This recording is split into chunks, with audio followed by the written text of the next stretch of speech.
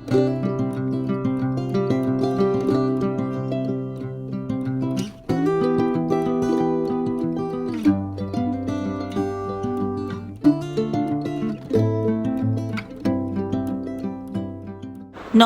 কেমন আছেন সবাই? আমি নন্দিনী, আপনাদের সবাইকে আরও একবার স্বাগত জানাচ্ছি আমার চ্যানেলে আমার আরেকটি নতুন ভিডিওতে।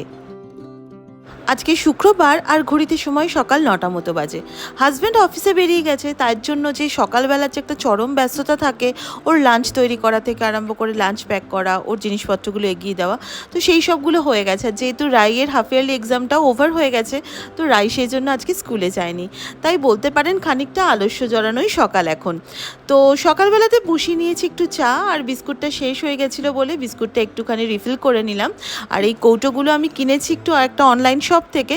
বিশ্বাস করুন, এত ভালো এয়ারটাইট একটা কৌটো না, বিস্কুটগুলো এতটুকু নরমও হয় না আর কোনো রকম পিঁপড়ে টিপড়েও হয় না। বেশ অনেকটা দিন ধরেই না লাইফটা যেন একটু ছন্দপতন হয়েছিল। ছন্দপতন বলতে বিশেষ মানে গুরুতর কিছু নয়, কিন্তু তাহলেও মানে ধরুন যে দৈনন্দিন জীবনটাতে বেশ খানিকটা একটু ব্যাহত হচ্ছিল। রাইয়ের এক্সামের সাথে সাথে মার একটা যে এত বড় অপারেশন হয়েছিল, সেই সব নিয়েও কিছু রকম মানে একটু ব্যস্ততা তো চলছিলই। তার জন্য ঠিক নিয়মিতভাবে আপনাদের সাথে ক্যামেরা হাতে গল্প করতে আসা হয়নি। ইতিমধ্যে আমি মেয়ের এক্সামটা যেদিনকে শেষ হয়, তো সেদিনকে একটুখানি টুকটাক কেনাকাটার জন্য একটুখানি গেছিলাম ধর্মতলার দিকে। সেখানে অনেকের সাথে পরিচয় হলো যারা ভিড়ের মধ্যে আমাকে চিনতে পেরেছেন, এবং আমার ভিডিও যে তাদের ভালো লাগে সেটা আপনারা বলেছেন। আমি বিশ্বাস করুন, এটা আমার কাছে যে একটা কত বড় প্রাপ্তি সেটা আমি বুঝিয়ে বলতে পারবো না। আপনাদের অনেকের সাথেই সেলফি তোলাটা বাকি রয়ে গেল, আড্ডা দেওয়াটাও বাকি রয়ে গেল। নেক্সট টাইম যদি দেখা হয় নিশ্চয়ই একটা চুটিয়ে আড্ডা দেওয়া যাবে। কথায় কথায় চাটা হয়ে গেছে, বাবাকে ঘরে চাটা দিয়ে দিয়েছি, আর আমি এখানে মা, চন্দনাদি, শিখাদি আমরা সবাই একসাথে বসে একটু চা খাচ্ছি। আর একটা খুব খুশির খবর, আমাদের যে দিদি হেল্পিং হ্যান্ড যে দিদি রয়েছেন শিখাদি, তার একটি ফুটফুটে নাতনি হয়েছে। তো সেই নাতনির ব্যাপারেই কথাবার্তাটা হচ্ছিল, আর খুব মজা লাগছিল। যখন ছোট বাচ্চা একটা বাড়িতে আসে না, তখন সবারই মনটা যেন ভীষণ আনন্দে ভরে ওঠে। চাটা খাওয়ার পরে আজকে এই একটা ওয়ান পট মিল আমি ব্রেকফাস্টে বানিয়েছিলাম। আসলে এটাই আজকে হাজব্যান্ডকেও লাঞ্চে প্যাক করে দিয়েছি, তো সেই জন্য একেবারে বেশি করেই বানিয়েছিলাম। সবাই মিলে আমরা এটাই ব্রেকফাস্ট করেছি। কিছুই না, গোবিন্দভোগ চালের সাথে একটু সয়াবিন দিয়ে একটা ওয়ান পট মিলের মতো, অনেকটা পোলাও বলতে পারেন, অনেকটা ফ্রাইড রাইসও বলতে পারেন, আবার খিচুড়িও বলতে পারেন। তো এটা হচ্ছে একটা ফাঁকিবাজি রান্না। এটা কিন্তু একটা ওয়ান পট মিল, যেটা বাচ্চার লাঞ্চ বক্স থেকে শুরু করে হাজব্যান্ডের লাঞ্চ বক্স অবধি সব কিছুতেই প্যাক করা যায়, এবং একটা ব্রেকফাস্ট হিসেবে খুব ভালো। তো তারপরে স্নান টান করে আজকে একটু করে নিচ্ছি ভালো করে পুজো। আর পুজোটার সময় তো আপনারা জানেনই আমি সবসময় একটুখানি কর্পূরের আগুন দেখাই। আর আমি আপনাদেরকে বলবো, যাদের বাড়িতে বিভিন্ন রকমের রোগ ভোগ, অশান্তি, আর্থিক অনটন যা কিছু চলছে, তো এই নেগেটিভ ব্যাপারগুলো থেকে বেরোনোর জন্য অতি অবশ্যই বাড়িতে একটুখানি কর্পূরের আগুন দেবেন। এটা বন্ধু হিসাবেই ধরে নিন, একটু সাজেশন দিলাম।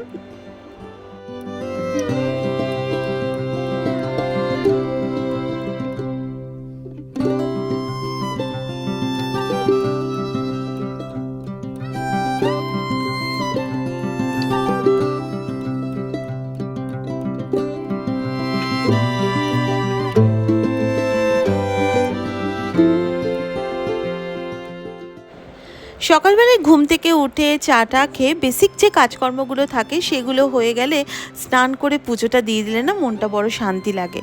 আর আমি তো সবসময় বলি, বাড়ির ঠাকুরের সামনে, মানে যেটা যিনি আমাদের ইষ্ট দেবতা বলুন, বাড়ির যে আমাদের যে ঠাকুরের স্থান, সেই ঠাকুরের স্থানে যত তাড়াতাড়ি একটু প্রদীপ জ্বালানো যায় তত তাড়াতাড়ি কিন্তু সংসারের জন্য খুব মঙ্গল হয়। তো এটা অলওয়েজ করা উচিত, আমি চেষ্টা করি। তবে দেখুন, সবসময় তো আর ওইভাবে মেনটেনও করা যায় না। হয়তো আমি বাজার করে আসলাম, অনেক কাজগুলো থাকলো, সেগুলো করে টোরে তারপরে স্নান করে তারপরে হয়তো পুজোটা দিই। তবে বরাবরই চেষ্টা করি যে দিনটা শুরুর যে মেন কাজগুলো থাকে তার আগে যেন বাড়ির ঠাকুরকে একটুখানি জল বাতাসাটা দিয়ে দিতে পারি, এটা মনেও অনেকটা শান্তি লাগে। তারপরে বাড়িতে মানে মার ঘরটায় বসে আমি একটুখানি সবজি টবজিগুলো কেটে নিচ্ছিলাম। চন্দনাদিও ইতিউতি ঘুরে বেড়াচ্ছিল, বিভিন্ন রকমের গল্প টল্প হয়। আসলে অনেকগুলো মহিলা যদি এক জায়গায় থাকে তাহলে দেখবেন আলোচনা বা গল্পের কিন্তু টপিকের কোনো খামতি হয় না।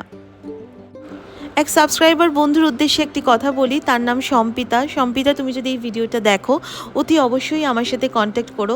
দাদার সার্জারি কেমন হলো, দাদা কেমন আছেন আমাকে অবশ্যই জানিও। সেই দিন তোমার সাথে দেখা হয়েছিল, কিন্তু আমি এতটাই টেনশনে ছিলাম এবং এতটা তড়িঘড়ির মধ্যে তোমার কন্ট্যাক্ট নাম্বারটা নিতে পারিনি। তাই দাদার সার্জারির পর দাদা কেমন আছেন সেটা জানার কিন্তু আমার খুব ইচ্ছা রয়েছে। আমার ফেসবুক আইডি এবং ইনস্টাগ্রাম আইডির কিন্তু যে লিঙ্কটা সেটা আমার ডিসক্রিপশান বক্সে দেওয়া রইলো। যদি পারো সেখানে আমার সাথে যোগাযোগ করো, ইনবক্সে আমরা কথা বলে নেব। আর ভালো থেকো, আশা করি দাদা খুব ভালো আছেন, আমি মঙ্গল কামনাই করি তার জন্য। আমার সাথে কিন্তু অবশ্যই যোগাযোগ করো। আর এই হচ্ছে আমাদের লাঞ্চ মেনু।